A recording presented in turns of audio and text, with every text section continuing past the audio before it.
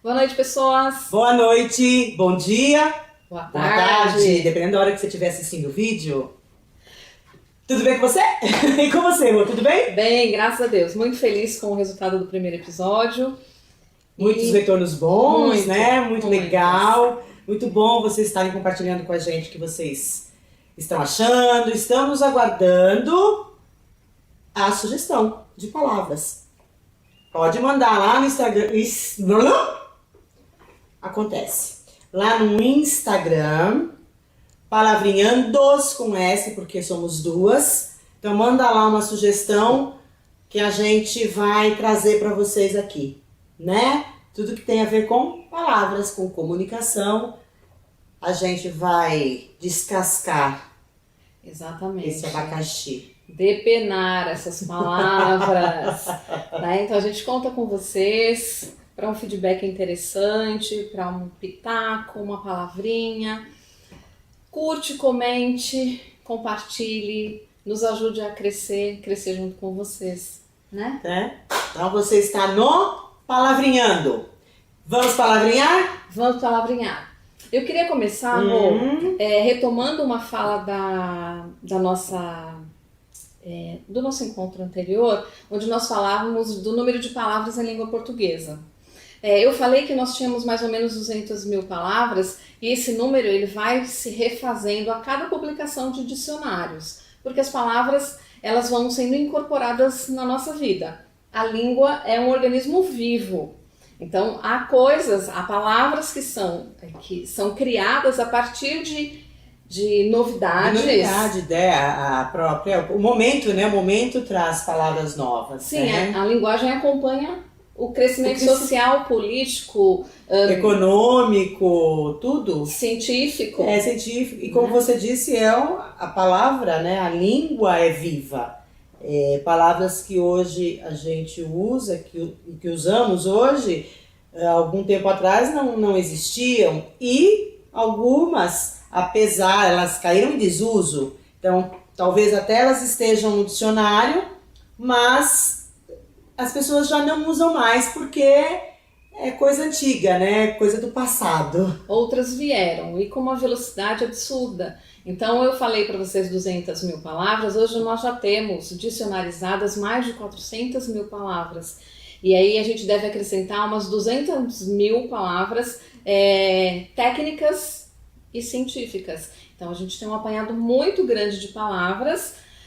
O dicionário ele traz a linguagem oficial da nossa cultura, da nossa língua. Eu trouxe aqui um Jurássico, né? Hoje os dicionários eles são de bolso, de mão, de mão, né? Eu sou velhinha, eu sou baby boomer, então eu gosto do papel. Mas os dicionários, as grandes editoras hoje, elas estão inclusive evitando a impressão de um livro desse, primeiro porque o sistema ecológico falando em ecologia, né, é uma forma de preservar o meio ambiente, não usando papel, né, papel realmente é um artigo em extinção. E o celular, né, o dicionário online, ele está ali para o seu dia a dia, né, no trabalho deu uma dúvida, você tem ele. Eu sugiro que vocês baixem o VOLP, que é o vocabulário ortográfico da língua portuguesa.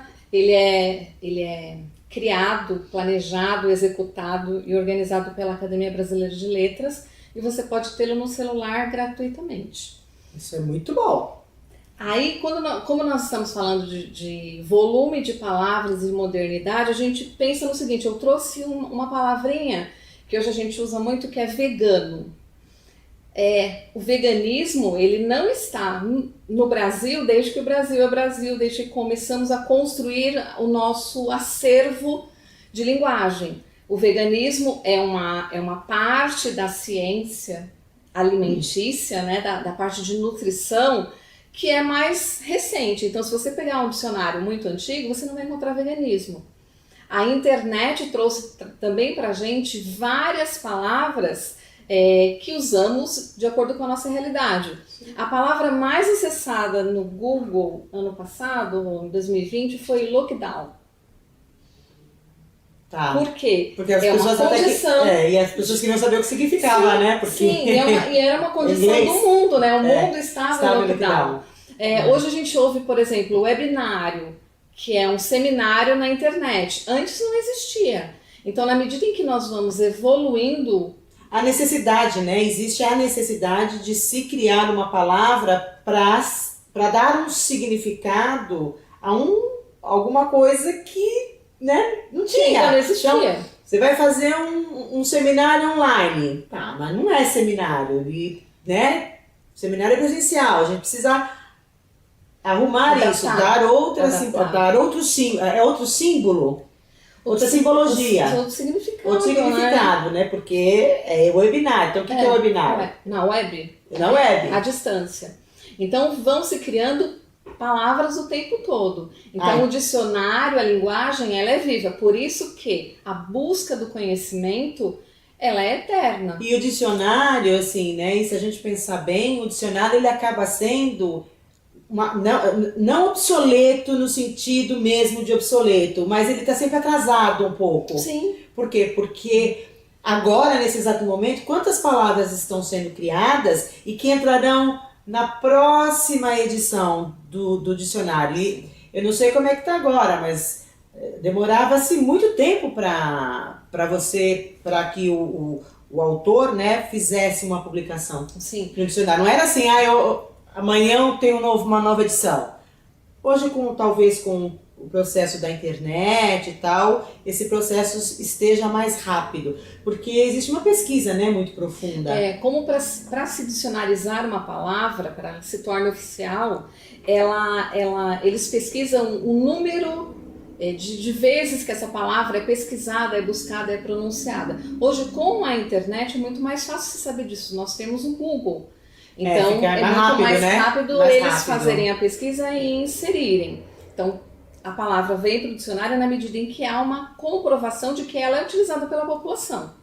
Né? Então, às vezes aparecem palavras que a população, no bastidor da vida, começa a usar e ela vai para o dicionário. Por quê? Tomou domínio público. Porque virou uma realidade, né? Uma realidade. Virou uma palavra, efetivamente, né? Porque a gente tem... Você está falando de palavras novas. Quando a gente tem o neologismo, né, nos livros, tá, principalmente nas obras literárias, esse neologismo a gente chama de neologismo literário, porque ele é um neologismo que está lá no livro.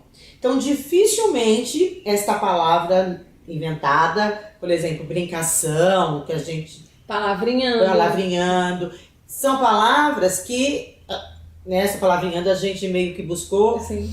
Mas quando ela está num livro literário, ela é só um neologismo literário. Ela vai para o dicionário se de repente cair na graça do povo e as pessoas começarem a falar aquela palavra, aí sim. Aí senão ela fica restrita ali só ao livro. E a linguagem, ela é tão encantadora, nós somos suspeitas para falar porque somos apaixonados por ela, mas a linguagem é como um armário de roupas.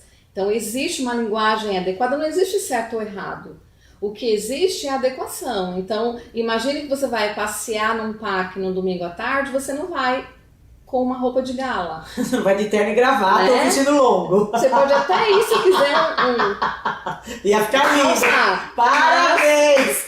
Tá no parque de salto alto. Mas no dia a dia você adequa a situação. Você vai a uma entrevista de emprego numa agência de marketing, por exemplo, de comunicação, a sua roupagem é uma. Você vai vai a uma entrevista de emprego num escritório jurídico, a roupa é outra. A linguagem é a mesma coisa.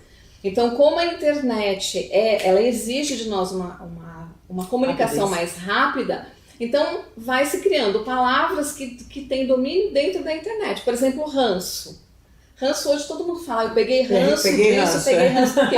Porque a internet, ela explodiu essa palavra, porque ranço é uma palavra antiga, né? Antiga. Aliás, é bem antiga. Bem antiga. E não era usual, só que a internet trouxe. É como nós falávamos no encontro anterior.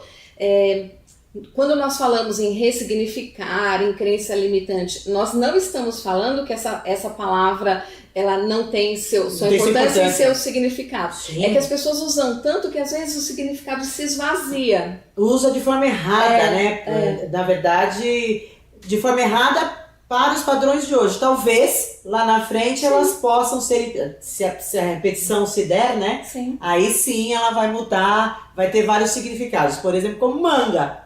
Você tem manga e tem a manga fruta. É a mesma palavra, se escreve do mesmo jeito e tudo. Como é que o significado dela? Dependendo do contexto, E lá né? no Nordeste, mangar é zombar do outro. Tá mangando Tá de mim. mangando. É o verbo. Vê aí por falar nisso. Já olha, vê se tem mangá. Já que você falou, Você vê acha se tem que eu vou mangá no enxergar dicionário. mangar? Eu trouxe óculos. Então, veja.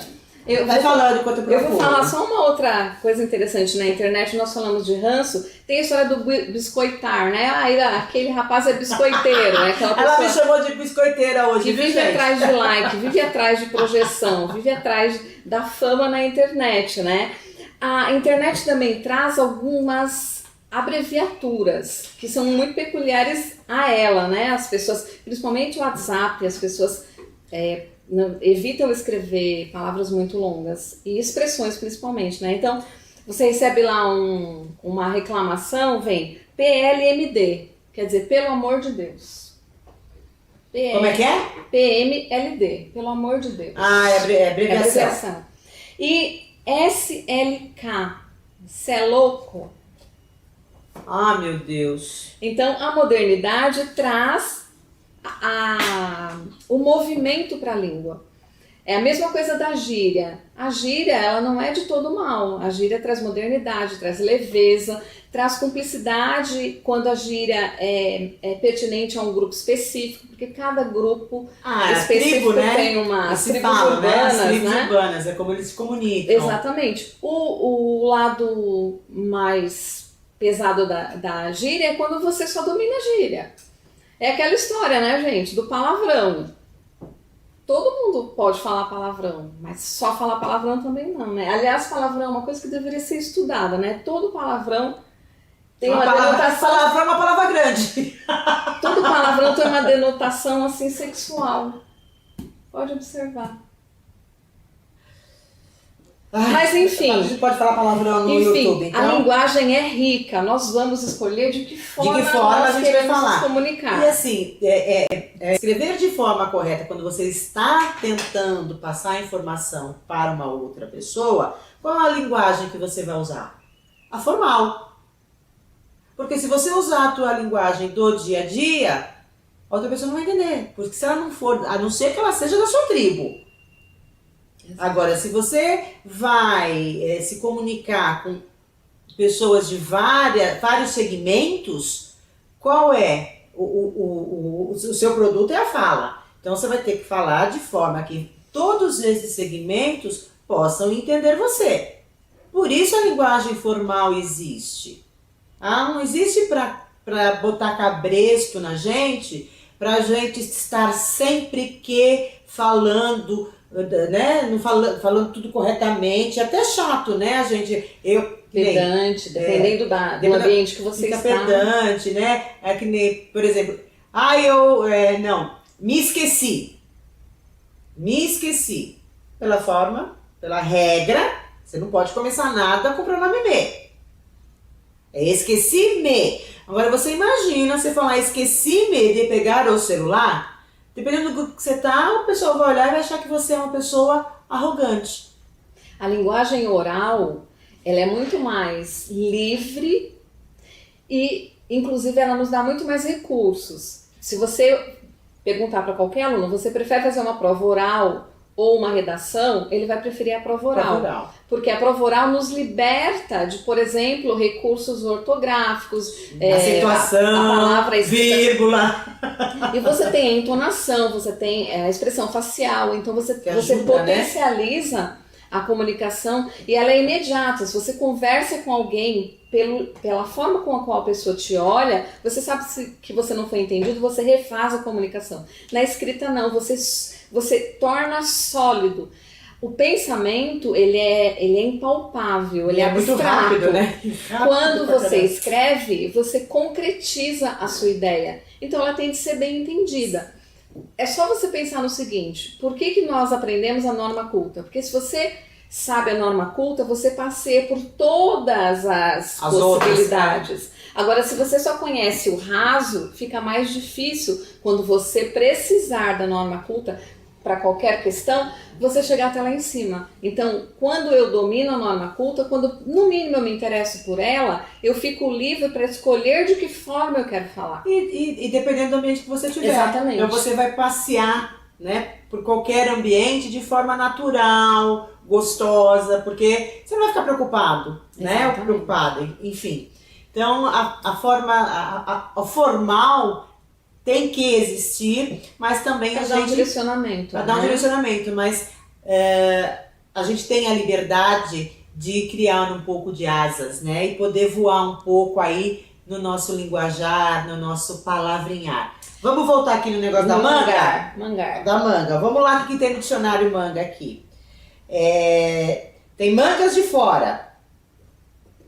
Cadê que eu perdi? Mangas de fora. Brasileiro feminino, botar as manguinhas de fora. Ser manga de colete. Ser muito raro, muito escasso. É um paspalhão. Olha que legal, é um paspalhão. Por isso que veio o mangar. Olha lá, porque existe o mangas de fora, que você está botando as manguinhas de fora. Você está sendo um paspalhão.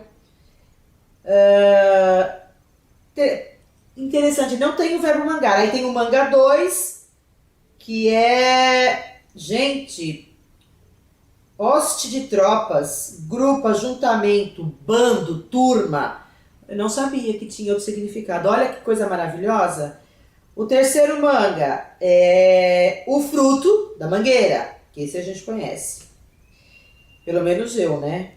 Vocês conheciam o outro significado de manga também? Não. Manga 4. Nossa, parede de cerca que vai da beira até as asas dos currais de peixe. 4 significados para manga. Mas mangar, o verbo mangar, ainda não, pelo menos não é dicionário. Esse dicionário é de 1986. Então, mas eu acho que veio do paspalho, né? Ele é de 1986, ele tem 1860 páginas e ele foi editado, foi publicado antes do acordo ortográfico de 2016, aqui no Brasil. O acordo foi assinado em 2009 nos países portugueses e aqui no Brasil 2016. Vamos puxar a palavrinha? Vamos puxar nossa palavrinha do dia? Eu só queria falar uma coisinha antes para vocês. Nós estamos falando em norma culta, em domínio de palavras. Parece algo um tanto quanto chato e entediante, mas a gente tem de pensar no seguinte: a linguagem ela é apaixonante justamente por isso, porque você vai descobrindo coisas todos os dias. E a curiosidade ela é sempre movida por 2 questões. Nós somos curiosos e aprendemos ou por necessidade ou por paixão. Então, se a gente conseguir nutrir uma sementinha, plantar ali uma sementinha para que vocês se apaixonem pela linguagem, pelo maior veículo de comunicação que nós temos, a maior ferramenta de comunicação, nós já estamos felizes. E aí eu trouxe para vocês verem, olha só, este livro é a biografia dos Beatles. Ele tem 980 páginas. Os meus alunos sempre me perguntavam: professora, quantas páginas tem? A letra é grande e tem figura no livro? Enfim, a leitura, ela te traz benefícios incríveis, inclusive ortográfico. Porque se você lê a palavra, você não vai escrever errado de maneira nenhuma. Mas o que leva uma pessoa te dá uma amplitude de vocabulário, né? O que leva uma pessoa a ler um livro deste tamanho? A paixão pelos Beatles. Então busquem informação, comecem a se apaixonar, a buscar conhecimento pelo que você gosta. Exatamente. Né? Leia aquilo que você gosta, que te faz bem. Você gosta de romances da Agatha Christie nesse estilo, gosta de romances... esqueci a palavra, puxa vida, esqueci a palavra, mas aquela realidade, não é utopia, é a outra palavra. Não é utopia. Nossa, é utopia também, mas enfim. Que são essas coisas de guerra, cavalarísticas, armas no espaço, que é esse tipo de romance. Gibi. O que quer que seja, leia a história do time do teu coração. Leia Você gosta de culinária, leia a história dos pratos. Você gosta de vinho? Exato. Leia sobre vinho. O importante é buscar, mover-se pela paixão para buscar coisas do seu interesse. E aí o vocabulário aumenta. E aí você vai, a cada dia, entender que o conhecimento faz um bem danado. Não, e outra coisa, além de aumentar o vocabulário, gente, uma coisa que é bem interessante é o funcionamento do cérebro. Conforme você vai alimentando o teu cérebro com informações, o cérebro vai expandindo. Quanto mais informação você colocar, mais ele vai trabalhar e mais conexões legais ele vai fazer. Percebe? Então, é alimento para o cérebro, né? Palavras, leitura, enfim. Conhecimento, aprendizado para o cérebro é uma ferramenta sensacional. Cérebro é um músculo, se não usar, atrofia, né? Bora lá. Propósito você tirou daqui, né? Você depois de volta. O propósito já está na minha vida, não, Não, está na urna. Mas você tirou, né? Pra não sortear de novo. Sim. Eu acho que sim. Você imagina se eu sortear de novo? Gente, olha isso! Olha a palavra que saiu! Nós já falamos! Aprendizado! Sensacional! Vamos lá buscar no dicionário etimológico. Vai falando que eu vou pegar aqui no dicionário etimológico. Aprendizado, aprender, buscar o novo, reaprender. Nós carregamos uma bagagem acadêmica muito formal. Aqui no Brasil a gente ainda tem essa veia tradicional de eu vou à escola com 6 anos, sou alfabetizado, vou para o ensino médio, vou para a faculdade, enfim, tem lá o berçário, o pré, daqui a pouco a criança está aprendendo dentro da barriga da mãe.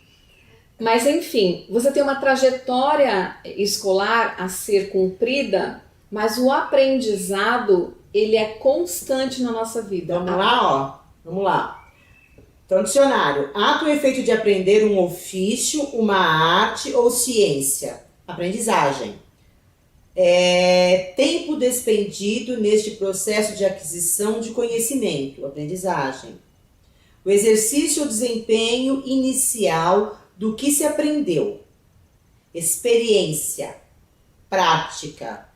Exemplo. Na verdade, talvez agora é que começasse o aprendizado, quando ele saísse ao mundo. Na psicologia, denominação comum a mudanças permanentes de comportamento em decorrência de treino ou experiência anterior. Mais um de psicologia, processo por meio do qual se efetuam essas mudanças. Gente, olha isso, que bárbaro, Rô! Maçonaria. Iniciação. Olha isso. Aprendizagem na maçonaria é iniciação. E também pode ser o tempo de duração desse processo iniciático.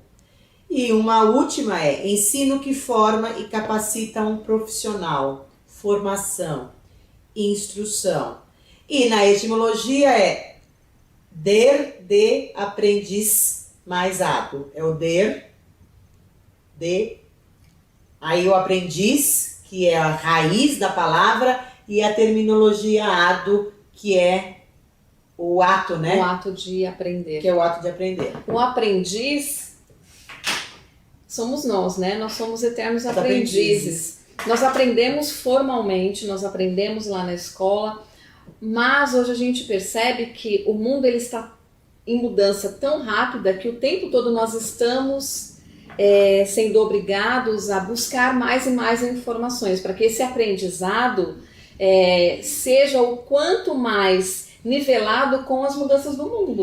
É o que nós falamos lá no começo. Tudo está mudando. Tá muito rápido, vem né? uma palavra nova, vem uma ciência nova, vem um alimento novo, vem um processo psicológico novo, neurociência está aí. Sim, uma terapia nova, né, para trabalhar, exatamente, inclusive, novas doenças mentais que surgem, até em função do novo, né, que toda hora tem uma coisa nova, muitas doenças mentais vêm junto, né, porque a pessoa entra em meio colapso nervoso. Então, técnicas novas precisam ser descobertas. Na verdade, essa pressa do mundo causa nas pessoas a síndrome do processo do pensamento acelerado, que nada mais é do que a ansiedade. Sim. Então, quando você se dispõe a aprender, observando o que acontece no mundo, buscando informações, se conectando com pessoas que te alimentam também de novas informações, e lembrem-se, né, as informações vêm, o processo e transformam em conhecimento.